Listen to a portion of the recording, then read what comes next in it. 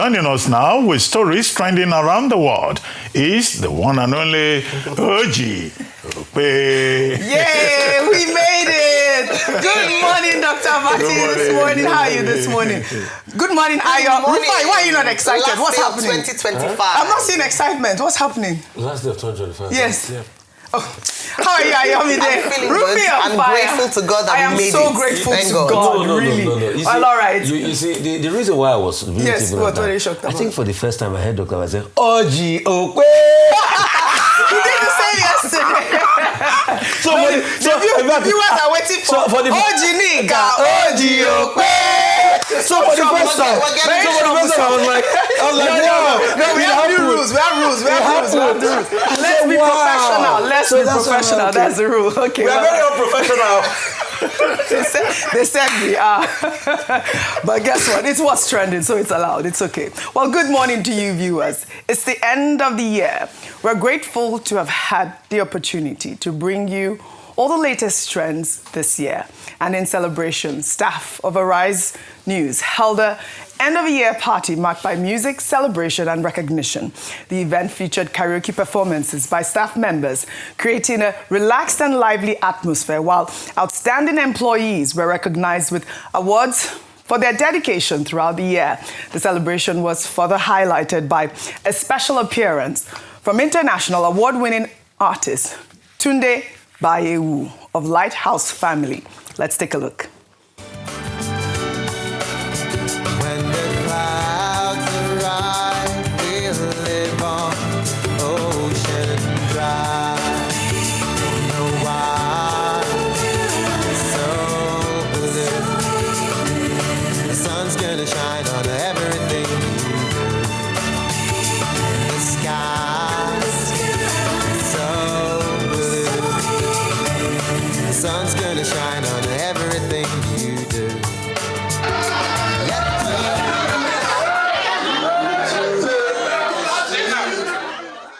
Yeah, we made it. Congratulations. Really, really thankful to God. And, congratulations to everyone who won, for the awards at the party. Organizers said that the gathering was designed to celebrate teamwork, reward excellence, and strengthen bonds among staff after a demanding year in the newsroom and production space. Now, congratulations to the award winners. And here's to a successful 2026 ahead. Congratulations to all our staff, especially to Ohi Odia, who really organized this thing. Kudos to Ohi, really. And that's special. All this year. Yes. And he's the boss, really, the boss. And, it was so surprising to see, Tunde Bayewu, and I believe that he spoke to Arise News here as well. Yeah. And, it's fresh to see our Nigerian stars continue to flourish in the manner that he has done so far. So thank you for honoring us. Now, under milestones. Today we celebrate Kaduna State Governor Sani, who turns 55 today, December 31st. A pro-democracy activist turned statesman whose journey from student leader to state chief executive has been marked by service, principle, and transformative governance.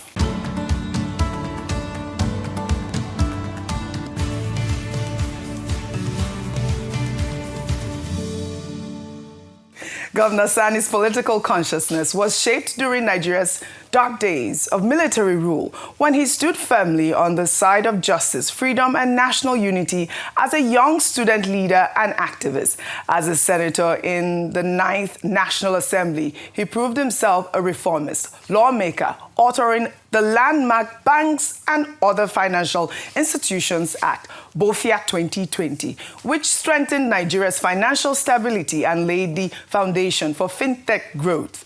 Since assuming office as governor on May 29, 2023, Sani has brought inclusive governance to Kaduna State, healing ethnic and religious divisions and restoring trust across communities. Under his watch, Burning Gwari, once desolate due to banditry, has witnessed farmers returning to their fields and agricultural commerce booming. His administration's achievements in infrastructure, healthcare, industrialization, education, and agriculture have positioned Kaduna for long-term prosperity.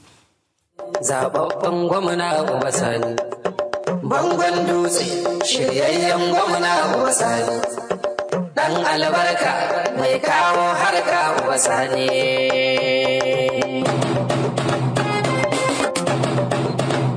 Na shago kyakkyawan gwamna Uba Sani. Kai dodo kama dai gwamna Uba Sani. Mai kyauta mai girma gwamna Uba Sani.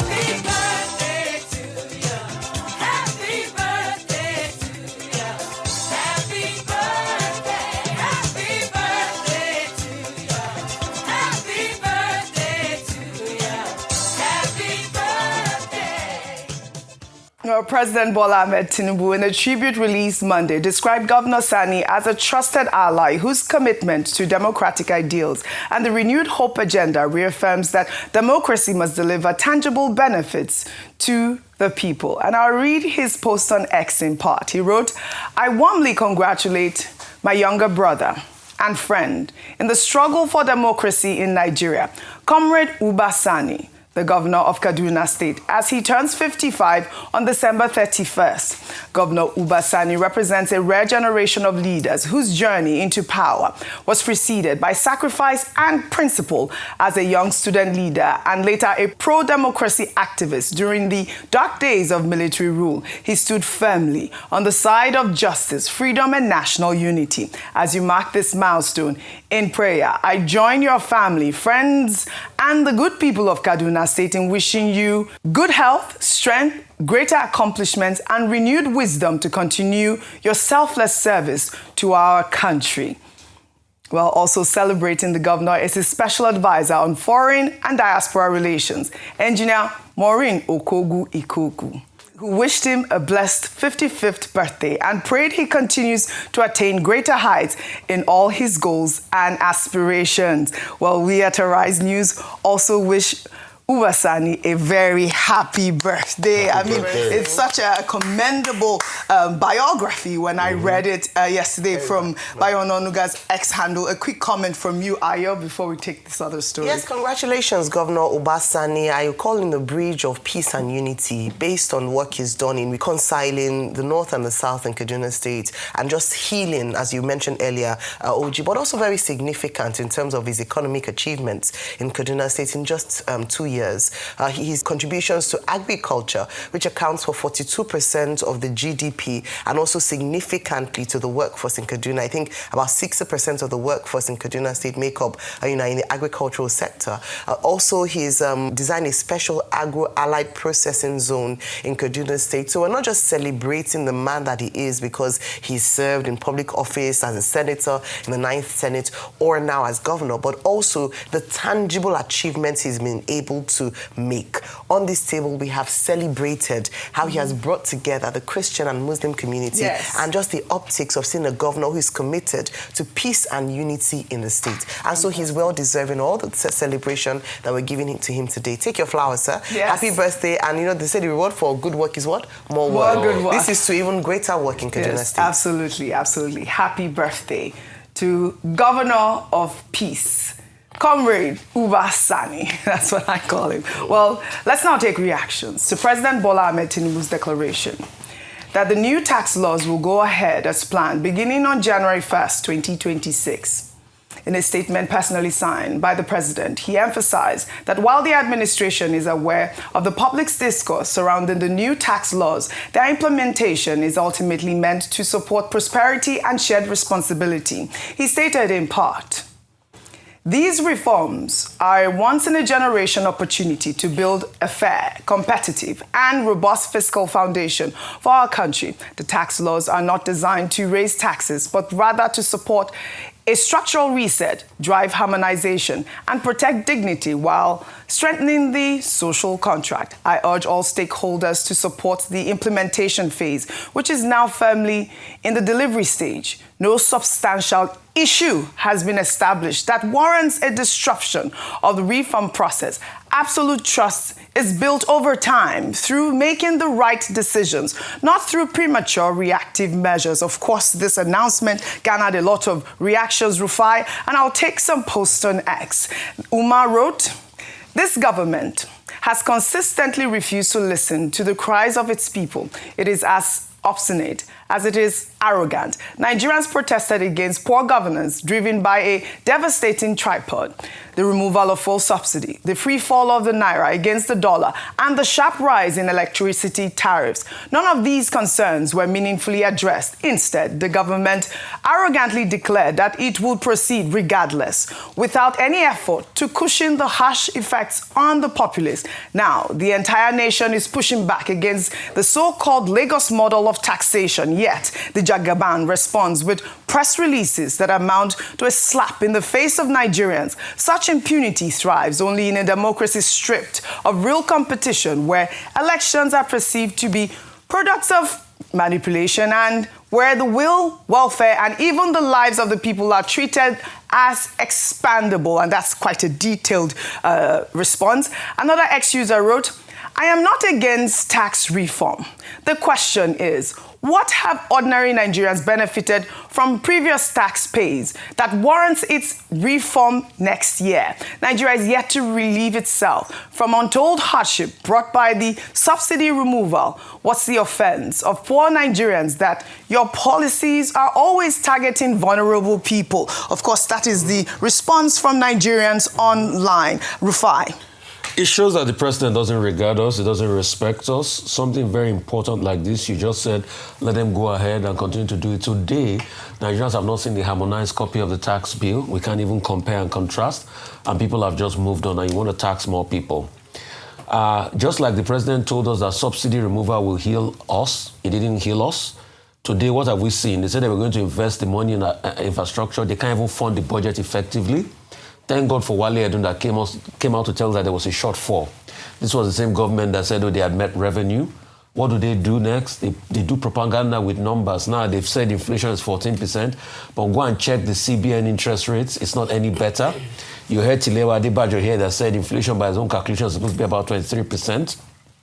They are over-fixation on what's it called, the fact that they have 51 billion in reserves, but the lives of the people are not any better for it.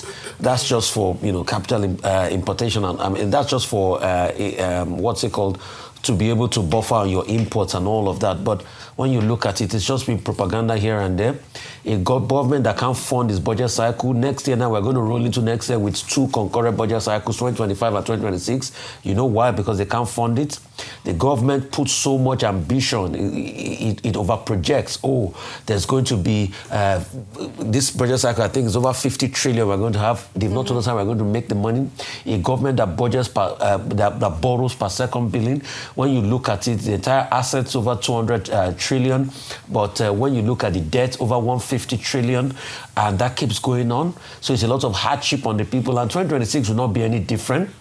Because most of the monies they have, they will use it for elections. Electioneering will start. It will be less on governance and all of that. So when you look at it, what has really benefited the people is just been one scandal or the other. Mm-hmm. You see people getting stuck on the roads for ages, Benin bypass. Yes, they celebrate Coastal Road. Apart from that, okay, what next has the people really benefited?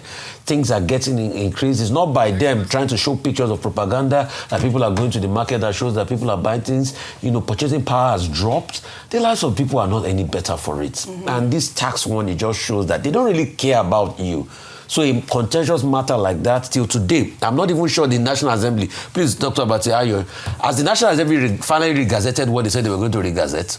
There's no information on that. Okay. So we're probably going to go into the new year without, okay, the matter is in court.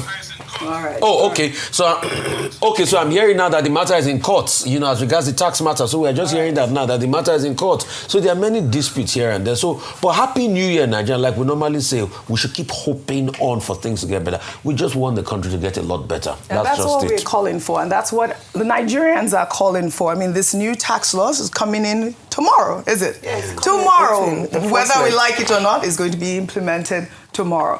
But the government is a listening government, and we know that, and we've seen that. So hopefully some of the grievances that have been, mentioned so far will be looked into.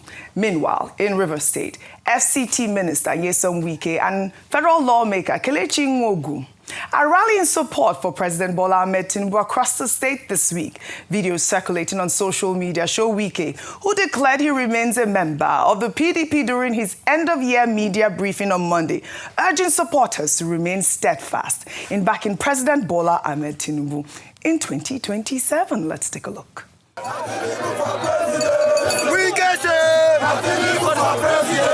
We get it!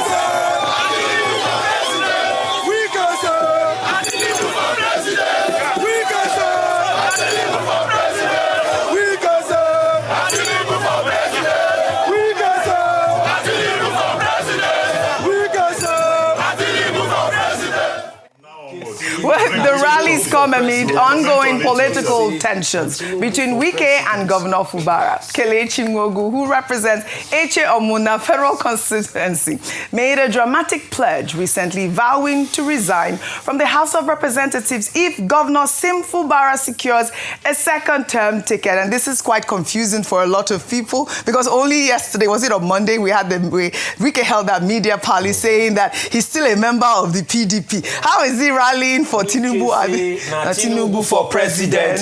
Wike say na Tinubu for president. Wait, he's just echoing the song. Comment on it, Jerry. Go ahead. Hold on. We want to be in Rivers. Say what's going on, Dr. Mati? What's going on? It's your turn to comment. But at the end of the day, meanwhile, we'll take another one to tie it in together. Yes. Another rally in Rivers State on Tuesday. A video featuring popular high life musician Duncan Mighty performing for Governor Fubara as the governor dances his song, Port Harcourt Boy, has made rounds on social media. Let's take a look.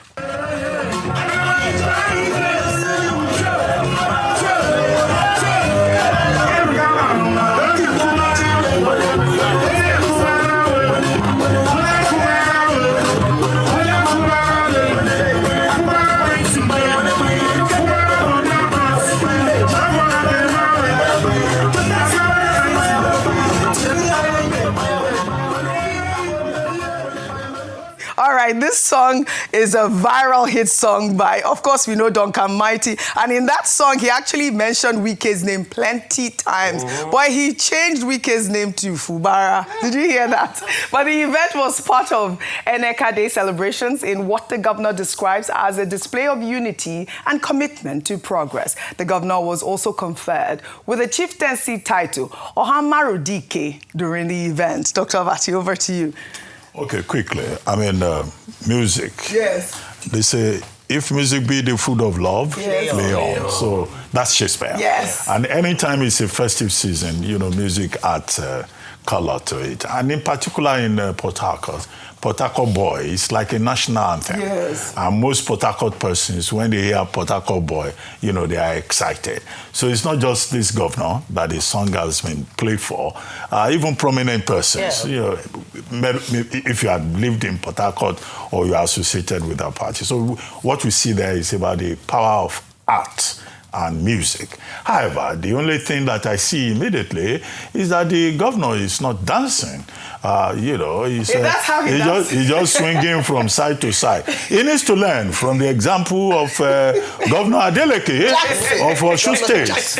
You know, Governor Jackson, you said? Yes. Yeah, if it was Adeleke. Even the governor of Lagos knows how to move body. Even the governor of Ondo State, you know. That's big boy dancing, this one that he just did. Which is big boy. Maybe we'll send Rufai to Port Harcourt to go and give him a crash course in how to respond to music. Yes. Doesn't he see even Senator Shomole when it comes to dancing? And the song is so beautiful.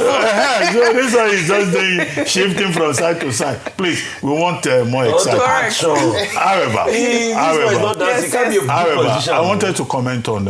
Okay, before you do the tax, so let's take all the stories about Wike, not the president. Even tax, basically. Oh, okay. Well, I just wanted to comment that when I read the statement by President Tinubu on Governor Sani, we're still that was truly inspiring. Yes. I mean, the president you know, it sounded like he's very proud of the governor of Kaduna State. A man who was a pro-democracy activist, you know, who fought against the military dictatorship, and then later went into politics, was in the 9th National Assembly, and then became governor. But the more important part of that tribute by President Tinubu was where he talked about how he has promoted the cause of peace and justice in Kaduna State. Under his watch, Christians and Muslims, they seem to be living peacefully together for after a very long time in Kaduna State. And I think that in itself is an achievement. I would recommend to Governor Sani to take that statement by the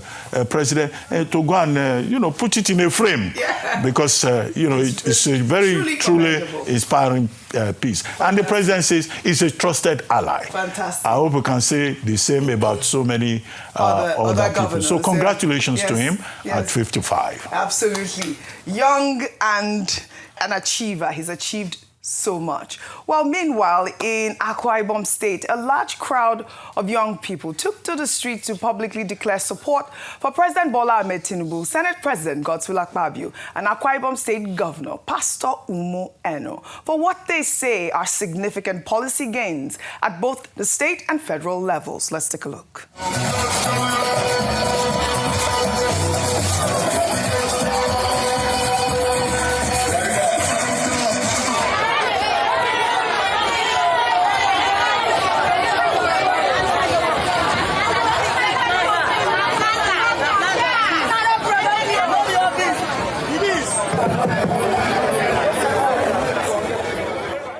Wow, look at that massive crowd, Rufai. The group pointed to the nearly 1,000 new kilometers of roads across Akwa Ibom State, hailing Governor Umo Eno. They also commended the leadership of Senate President Godswill, saying his leadership has led to the passage of reforms deemed tough but patriotic. Now we're seeing rallies ahead of 2027 election, one in Rivers State and now in Akwa Ibom State for President Bola Ahmed Tinubu. At first, based on the INEC laws, can this start? Because this is open campaigning before the election.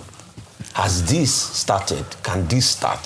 So the legal minds out there. It's 3 months to I mean, that's why I'm putting it out there as a caveat so that we check the law. Secondly, see, anybody can campaign for anybody. There's a free right to campaign, just like any media, any company has a right to buy adverts. But the taste of the pudding is in the eating. So we can say, oh, he has done this, he has done that, and done this. The question I would just ask people is your life any better? Look at this year. Despite the fact that we say inflation is coming down, things are still hard for a lot of people. All right. Is your life any better? Can the government himself, can they be able to fund their own budget? The same government that came out with all sorts of discrepancies by saying, at first they say we've met revenue target, we are hearing that there's a shortfall of 30 trillion, or $30 billion or thereabout, or trillion. So you can see the lives of people are not any better. If look at it, inflation is 14% as we speak, but monetary policy rate is over 20-something%. All right.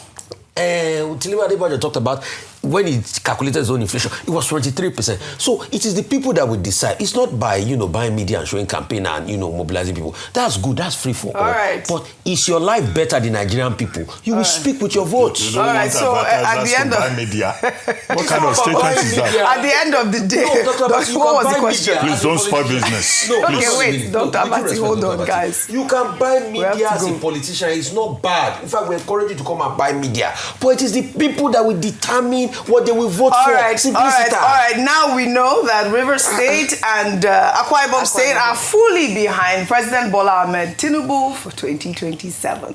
While here in Lagos State, a number of families are currently living in anguish as some of their relatives and loved ones are reportedly still trapped under piles of rubble at the Great Nigeria Insurance building, which collapsed due to a fire last Wednesday. The fire began on the building's 4th floor before gradually spreading across the 25-story building located in Balogun Market. A week after the fire, new reports are emerging that 3 brothers of the same family Kashmir, Sivin and KC Classic are still trapped under the rubble. In a video being circulated on social media, a woman who claims that she is friends with the victims' family says the state government is not moving quickly enough to potentially save their lives. Let's take a look. These three guys you are seeing their pictures on this screen are my friend's younger brother, same mother, same father. They've been trapped in that great Nigeria building that has burnt in Balogun, or that has been burning in Balogun market since on the 24th of December. They've been trapped there, three brothers from the same parents. They've done everything, but Lagos State government is not making it easy for them to be rescued. They are not allowing people to go to that direction where they are. They've been calling on the phone from that rubble. They are underneath the rubble, three of them. All right, I'll take some reactions. This is from Chief Njoku, who wrote, "These are voice notes from those who were trapped in the Great Nigeria House that caught fire few days ago. Truly heartbreaking. Days later, Ayo Festival was held in the same city. The president and other government officials attended. Till today, not a statement from any of them. That building burnt completely. No single fire service, nor any emergency department showed up." And you know, Chief Njoku, I believe, had a video, a voice notes attached to that tweet that he posted there. I did listen to some of the, gory voice notes. These reports that are just emerging now needs attention. Another ex-user wrote, Nigerians, 6 days after the tragedy, 3 brothers from the same family, along with other individuals, remained trapped following the fire outbreak and building collapse at Balogun Market, Lagos. The family says they have not been able to recover the victims' bodies and remain in deep distress with no clear updates from authorities. Other people are also believed to be missing as rescue and recovery efforts remain slow and unclear. The family is urgently calling for help, accountability, and immediate intervention from the relevant authorities. Well, I think I did have a report from the Lagos State government. I mean, we did see that Sanwo-Olu went there to visit, to look at the rubble. And I did speak with our correspondent who said that on Saturday after the fire, he sent, people there and, they didn't really find anything at that point. But that was Saturday and we're just getting these reports from for today. I did show you a message from, an individual who I believe is in China, who's a family member of these victims, who detailed what he believes happened. Ayo, please. Okay, so what they're saying is that they're not allowing them access to the building for them to even access some of their members of their family who are still there. They say mentioned that the Lagos State government is not doing enough to rescue some of them. They've been there for many years. That even some of the people that were rescued out, they were in such bad condition that DNA had to be done to test whether or not they were the ones that were being pulled out. So I believe a number of things here. Number one, we've talked about emergency response and how it is inadequate, largely inadequate in disasters such as this. That's one. Number two is that maybe because of the scale of how disastrous during the festive season, not wanting to douse, the excitement and joy of people, they try to manage the situation without putting out information out there. But I do not think it's fair to those who are still buried. I saw a report of a boy called Kene as well. His sister put up a post on social media that her brother is still trapped in the rubbles. And so this is just a call and an awareness for the Lagos State government to act. Perhaps that's why the Lagos State governor cancelled the fiesta that would usually happen tonight into New Year's in Lagos State as a result of this in respect of those who have lost their lives in the GNI building. But beyond that, what we're calling for today is that can they ensure that emergency response is sent there, and until everybody is accounted for, they should not rest on their oars. That's what we're calling for today and appealing on behalf of these family members. We did see the video though. Even from that barrister, even from our reports, that there are emergency response unit going there. But these 3 brothers, if we have the pictures, I did have my editor bring out the pictures. These 3 brothers are reportedly trapped at this moment. So I call on the Lagos State government. I also reached out to the Commissioner for Information to respond to this claim. And I hope that there will be a response sooner than later. Shall we take our good news report now? Celebrating an incredible achievement for the Minister of Finance and Coordinating Minister of Economy, Wale Edun, who has been appointed Commander of the Royal Victorian Order, CVO, by His Majesty, King Charles III.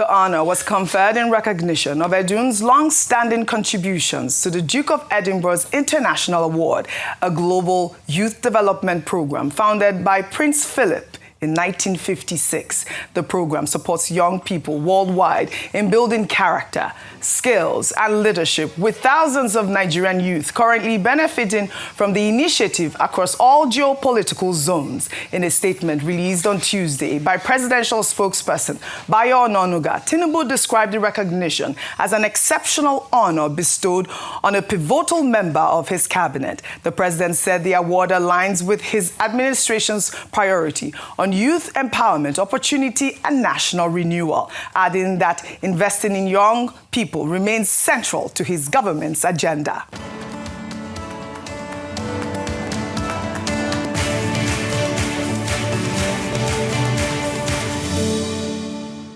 Congratulations to Minister Wale Edun on this global achievement and for making a positive impact on the next generation of Nigerians. We at Arise News congratulate you as well. Well, Edun's award comes as British-Nigerian multiple award-winning actress Cynthia Erivo was made a member of the Order of the British Empire for her contributions to the music and drama industries. The list of awardees was released on Monday, with Erivo telling the Press Association that it's an honor she never thought would happen. Erivo was born to Nigerian parents who immigrated to the UK in their early 20s. She trained at the Royal Academy of Dramatic Art, graduating with a bachelor's degree in acting in 2010. And while her career began on stage and in musicals, her standout roles in films such as The Color Purple, Harriet, and most recently Wicked have earned her worldwide acclaim and made her the recipient of a Grammy, a Daytime Emmy, and a Tony Award. Are people born wicked? Or do they have wickedness thrust upon them?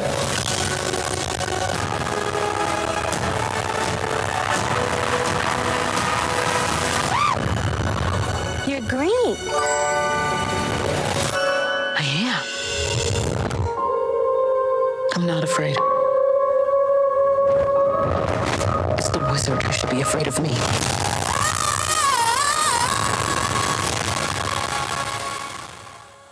Fantastic. Congratulations to Cynthia Erivo. Her latest film, Wicked, for Good, has already brought her a 5th Golden Globe nomination, while she could be looking at a 4th Oscar nomination next month. While Hollywood actor Idris Elba was also honored with a knighthood by King Charles III as part of New Year's honors announced on Monday. Now he's officially called Sir Idris Elba. Really, this is so fantastic. Really fantastic. I'm so proud of all our Nigerians doing great. Cynthia Erivo gives me goosebumps. Congratulations. Huge congratulations. Now for our final story under entertainment. We want to take a moment to remember some of the world's greatest entertainers who lost their lives this year, honoring them by remembering the marks they made on their respective industries, starting in Hollywood. April 1st marked the passing of renowned actor Val Kilmer. He was a film star known for his wide-ranging performances in some of the industry's biggest blockbusters, including Top Gun and its 2022 sequel, Top Gun Maverick. Then, Robert Redford passed away in September. He was an Oscar-winning actor, director, and filmmaker whose work will forever leave a lasting impact on Hollywood. Well, Diane Keaton was an Oscar-winning actress who won the award for her iconic role as Annie Hall in Woody Allen's 1997 film. Well, July saw the passing of Malcolm Jamal Warner, the American actor best known for his standout role as Theodore or Theo Huxtable in The Cosby Show, which made him a household name in American television. While in music, July also saw the passing of Ozzy Osbourne, the multiple Grammy Award winner, rock musician who helped define heavy metal while later becoming a pop culture icon on his reality series, The Osbournes. While more in music, Angie Stone passed away in March. She was an internationally acclaimed soul an R&B artist whose heartfelt songs largely helped shape the neo-soul movement. In another major loss for the neo-soul movement, D'Angelo passed away in October at the age of 51 and will always be remembered for shaping contemporary R&B music as well as soul. Finally, Jimmy Cliff passed in November, an artist who helped popularize the reggae genre and known for his hits such as I Can See Clearly Now. I can see clearly now, the rain is gone. I can see all obstacles in my way. Gone are the dark clouds that had me blind. It's gonna be a bright, sunshiny day. It's gonna be a bright, sunshiny day. Oh, yes, I can make it now.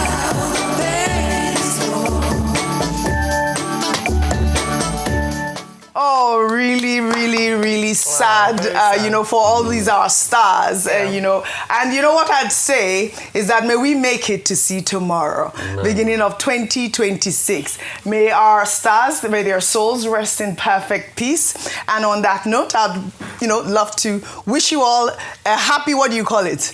New Year's Eve. Really, I'd love to wish you all a happy New Year's Eve. Yes. It's already New Year in Samoa. In so many cities already. I was waiting for you to say see you tomorrow, so no. we'll see you next year. Yes, I love it. Thank you for reminding me. On that note, I'd love to thank you all for your great contribution on what's trending today. Well, Shakespeare says, yes, in As You Like It, that all the world is a stage. All the men and women are merely players. Yes. They have their exits and entrances. Fantastic. What is important is the part that you play. Absolutely. And the people you featured, they played their part. They did well. Thank you so much, Dr. Vati. Well, that's all I have for you guys on what's trending today. I'll see you all next year.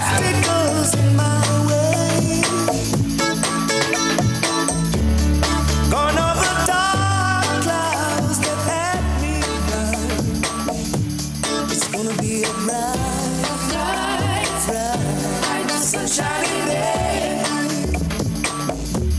It's gonna be a bright, sunshiny day.